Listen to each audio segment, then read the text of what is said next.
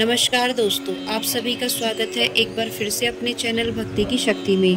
तो दोस्तों, आज हम जानेंगे वट सावित्री व्रत के बारे में। यह व्रत ज्येष्ठ माह में किस दिन किया जाएगा और इस व्रत की पूजा विधि क्या होगी, पूजा करने का शुभ मुहूर्त क्या होगा, आइए जानते हैं इन सब के बारे में। ज्येष्ठ माह के कृष्ण पक्ष की अमावस्या तिथि के दिन वट सावित्री का व्रत रखा जाता है। मान्यताओं के अनुसार वट सावित्री के दिन सुहागिन महिलाएं वट यानी बरगद के पेड़ की पूजा करती हैं। ऐसा कहा जाता है कि इस पेड़ में भगवान विष्णु, ब्रह्मा जी और शिव जी का वास है। इस दिन बरगद के पेड़ की पूजा करने से पति और परिवार को सौभाग्य का आशीर्वाद मिलता है और पति की अकाल मृत्यु का खतरा टल जाता है।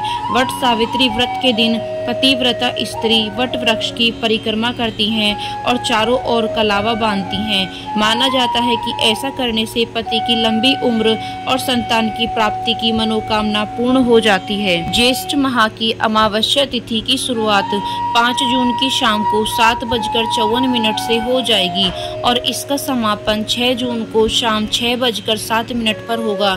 इस कारण वट सावित्री व्रत 6 जून को ही किया जाएगा।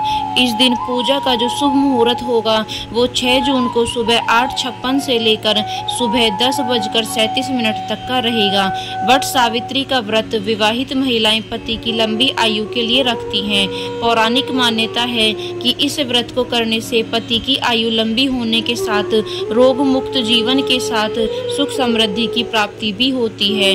वट सावित्री के दिन महिलाएं सुबह जल्दी उठकर स्नान करती हैं और अखंड सौभाग्य के लिए व्रत रखकर वट वृक्ष की पूजा करने के साथ व्रत सावित्री की कथा भी सुनती हैं।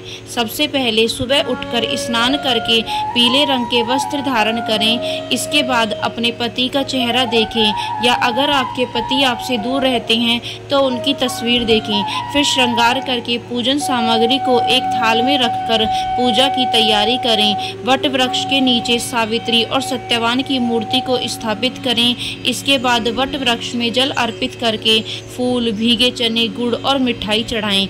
इसके बाद वट वृक्ष के चारों तरफ रोली बांधते हुए 7 बार परिक्रमा करें। हाथ में चने लेकर वट सावित्री की कथा सुने या पढ़ें। फिर ब्रह्मदेव और सावित्री और सत्यवान की आरती करें।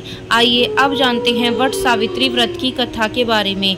स्कंद पुराण में वट सावित्री व्रत की कथा के बारे में वर्णन मिलता है, जिसमें देवी सावित्री के पतिव्रता धर्म के बारे में बताया गया है।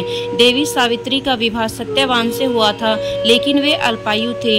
एक बार नारद जी ने इसके बारे में देवी सावित्री को बता दिया और उनकी मृत्यु का दिन भी बता दिया। सावित्री अपने पति के जीवन की रक्षा के लिए व्रत करने लगती है। वे अपने पति, सास और ससुर के साथ जंगल में रहती थी। जिस दिन सत्यवान के प्राण निकलने वाले थे उस दिन वे जंगल में लकड़ी काटने गए थे, तो उनके साथ सावित्री भी गई। उस दिन सत्यवान के सिर में तेज दर्द होने लगा और वे वहीं पर बरगद के पेड़ के नीचे लेट गई। देवी सावित्री ने पति के सिर को गोद में रख लिया।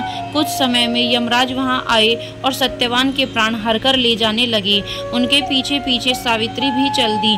यमराज ने उनको समझाया कि सत्यवान अल्पायु थे, इस वजह से उनका समय आ गया है, तुम वापस घर चली जाओ, पृथ्वी पर लौट जाओ। लेकिन सावित्री नहीं मानी। उनके पतिव्रता धर्म से खुश होकर यमराज ने सत्यवान के प्राण लौटा दिए, जिससे सत्यवान फिर से जीवित हो उठे। ज्येष्ठ अमावस्या तिथि को यह घटनाक्रम हुआ था और अपने पतिव्रता धर्म के लिए देवी सावित्री प्रसिद्ध हो गई। उसके बाद से ज्येष्ठ अमावस्या को ज्येष्ठ देवी सावित्री की पूजा की जाने लगी। वट वृक्ष में त्रिदेवों का वास होता है और सत्यवान को वट वृक्ष के नीचे ही जीवन दान मिला था। इस वजह से इस व्रत में वट वृक्ष, सत्यवान और देवी सावित्री की पूजा करते हैं। तो दोस्तों, ये थी समस्त जानकारी वट सावित्री व्रत को लेकर। यदि वीडियो आपको पसंद आई हो तो चैनल को सब्सक्राइब करना बिल्कुल ना भूलें और वीडियो को लाइक एंड शेयर जरूर करें।